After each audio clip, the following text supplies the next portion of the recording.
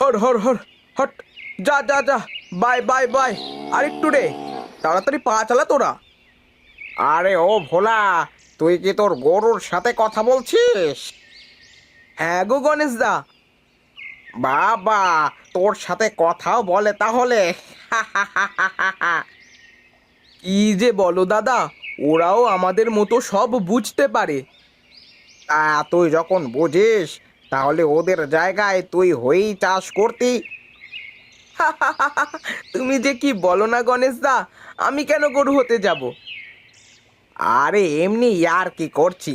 তা কি চাষ করবি শুনি? ইচ্ছা তো আছে সবজি চাষ করব, সামনে শীতের মৌসুম। তা বেশ বেশ, যা চাষ করিস আমাকে একটু আগে থেকে জানাস ভাই। পাশাপাশি জমি একই চাষ করলে ভালো হবে। হ্যাঁ গো গণেশ দা, তাহলে তো আরো ভালো হয়। তোমার নিজের বোরিং আছে, পানির কোনো অভাব হবে না। হ্যাঁ হ্যাঁ, এই জন্যই তো বললাম তোকে। আচ্ছা, তুই থাক, আমি গেলাম বাড়িতে। ঠিক আছে দাদা, আমিও এই তো যাব। আমারও প্রায় জমি চাষ দেওয়া শেষ।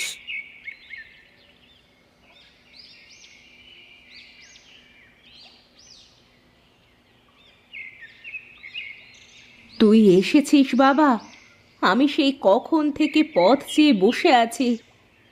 মা, ঘাস কেটে রেখেছিলাম, সেগুলো কোথায়? দেখ, ওইখানে বস্তায় পুরা আছে।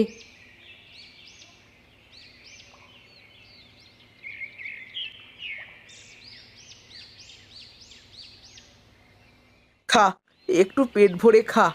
আজ বড্ড বেশি কাজ করে ফেলেছিস তোরা। হাত মুখ ধুয়ে আয় বাবা, আমি তোর জন্য খাবার বাড়ি। কই রে বাপ, তোর কি হলো? আমি যে খাবার নিয়ে বসে আছি। এই তো মা, এই যে এসে গেছি। বস বস, দুটো পেটে দানা পানি দিয়ে নে আগে। হ্যাঁ মা, আমারও খুব খিদে পেয়েছে। তা বাবা, জমিতে কি চাষ করবি বলে ঠিক করলি? এখনো তেমন ভাবিনি মা, তবে সামনে তো শীতকাল, যদি সবজির চাষ করতে পারি তাহলে হয়তো অনেক ভালো হবে। সবজি চাষে তো অনেক খরচ বাবা, আর তাছাড়া অনেক বেশি কাজ করতে হয়। তা তো জানি মা, কিন্তু সবজি চাষ করলে যে বেশি টাকা পাওয়া যাবে। দেখছো না, তোমার ছেলেটা বড় হয়ে গেছে, বৌমা কি ঘরে আনতে হবে না তোমার? তাই তো, আমার তো এ কথা মনেই নেই। হ্যাঁ গো মা, এবার এই ফসল বিক্রি করে কিছু গহনা কিনে রাখবো তোমার বৌমার জন্য। এ কি আর চারটিখানি টাকার কথা? বিয়েতে তো অনেক খরচ রে বাবা। কি যে বলো মা, আমি যদি এক্ষুনি বলি তাহলে গ্রামের 5-10টা মেয়ে আমাকে বিয়ে করার জন্য বাড়ির সামনে লাইন দিয়ে দাঁড়িয়ে থাকবে। আমি জানি রে বাপ, তুই যে আমার 7 রাজার ধন, তোর মতো এত ভালো ছেলে আর একটাও যে নেই। আমি উঠলাম মা। খাওয়া শেষ তোর? হ্যাঁ মা, খেতে কি আবার 2 দিন লাগে নাকি? আমায় আবার একটু নগেনদার সারের দোকানে যেতে হবে। আচ্ছা বাবা, যা তাহলে।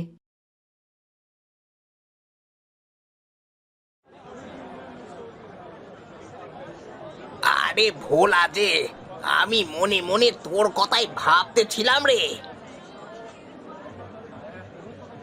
কেন গো নগেনদা, আমাকে আবার তোমার কি দরকার শুনি? আছে আছে, আয় বয় দেখি আগে। শুনলাম তুই নাকি সবজি চাষ শুরু করবি। তোমার কাছে কিডা বললো দাদা? গণেশ আইছিল, ও বলল যে তোরা দুজনে একসাথে সবজি চাষ করবি। তাই ভাবলাম তোর সাথে কিছু কথা বলে নি। তা কি বলবে বলো। শোন ভোলা, আমি তো এই গ্রামেরই ছেলে, আর আমার দোকানে সব ধরনের সার বীজ ওষুধ সব পাওয়া যায়। তাই আমি বলছি কি যে তোর সব সার বীজ আমার কাছ থেকেই নিস। বীজ তো তোমার কাছ থেকে নেওয়া লাগবে না দাদা, বীজ আমার আছে, তুমি শুধু সার দিলেই হবে। শোন শোন, সবজি চাষ আর এখন আগের মতো নেই। সবজি চাষে অনেক খরচ আর অনেক সার ও ওষুধ দেওয়া লাগে। শোনো নগেনদা, তুমি ব্যবসা করো আর আমি চাষ করি। আমি জানি যে জমিতে কখন কি দিলে জমিতে ভালো ফসল হয়। তুমি চিন্তা করো না, সার আমি তোমার কাছ থেকেই নেব। ঠিক আছে, তাহলে নিস। শোনো দাদা, ফসল তোলার আগে কিন্তু কোনো টাকা দিতে পারবো না। আচ্ছা আচ্ছা, দিস। এখন যাই তাহলে দাদা আমি।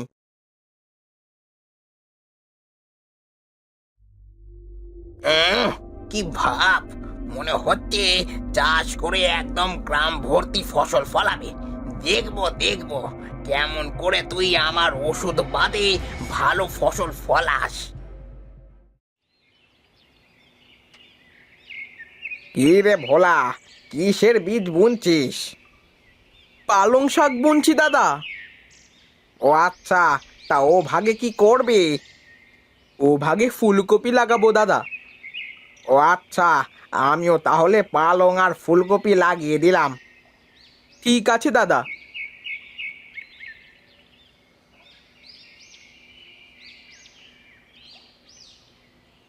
এদিকে এসো দাদা, একটু জিরিয়ে নি।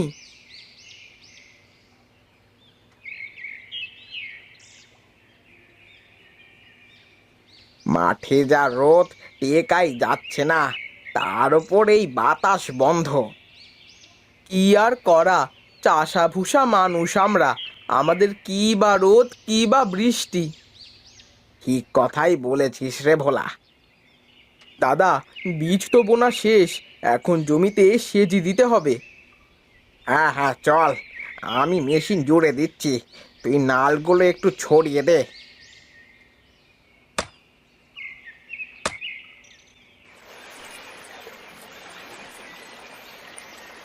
যাক, পানিতে ভিজে গেল জমি। এখন ও বেলা একটা সার নিয়ে এসে দিয়ে যেতে হবে। হ্যাঁ গো দাদা, যাবার সময় আমাকে সাথে করে ডেকে নিয়ে যেও কিন্তু। আচ্ছা ঠিক আছে, এখন আমি গেলাম রে।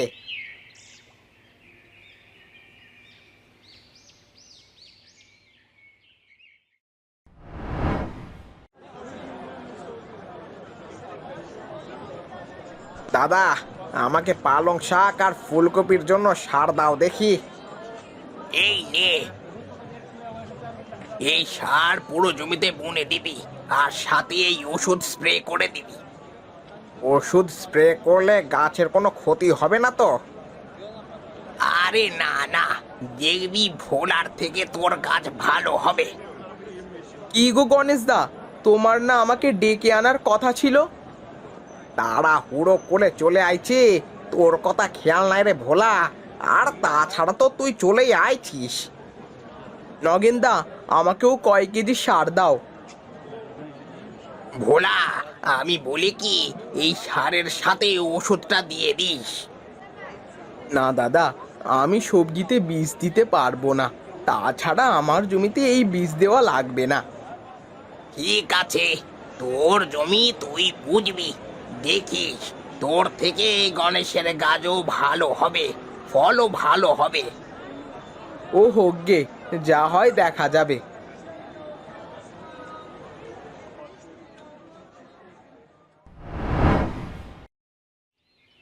রে ভোলা, খুব তো বললি যে তোর থেকে আমার ফলন কম হবে, এখন তো দেখি তোর থেকে তো আমার জমিতে পালং বেশি। তাতে কি হয়েছে, আমার জমিতে আমি কোনো বীজ দিয়ে ফসল ফলাবো না। লোকে ঠিকই বলে রে ভোলা, বোঝা ভালো, বেশি বোঝা ভালো নয়। আচ্ছা দাদা, এ নিয়ে আমি কথা বলতে চাচ্ছি না, তোমার ফসল ভালো হয়েছে ভালো। হ্যাঁ হ্যাঁ, তাছাড়া আর কি বলবি।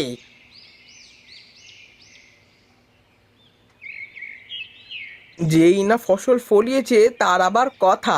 আমিও দেখব মানুষ তোর পালং শাক খায় নাকি আমার।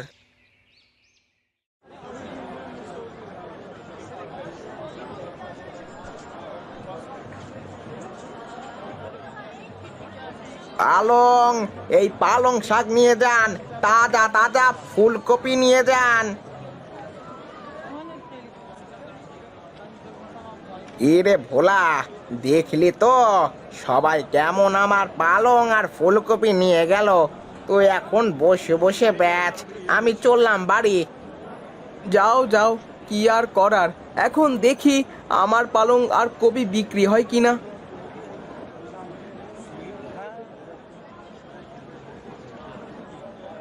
এরে ভোলা, দু আটি পালং দে দেখি। কি নগেনদা, তুমি আমার পালং কেন নিবে? তুমি তো গণেশদার কাছ থেকে পালং নেবে। গণেশের পালংও খেয়েছি, এখন ভাবলাম তোর পালং কেমন হলো একটু খেয়ে দেখি। বেশ বেশ, তাহলে তো ভালোই হবে। ক টাকা হলো রে ভোলা? না দাদা, তোমাকে টাকা দেওয়া লাগবে না, আজ তোমাকে ফ্রিতে দিলাম।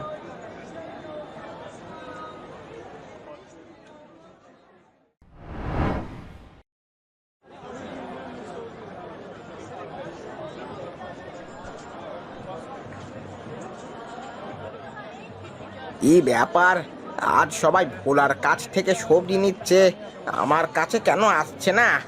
দেখতে হয়তো ব্যাপারটা।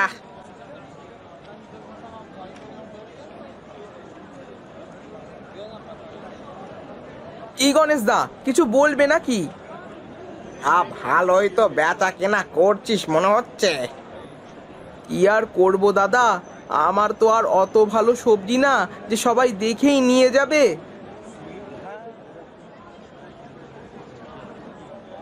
আজ আমারও বিক্রি হয়ে গেছে, আমিও গেলাম।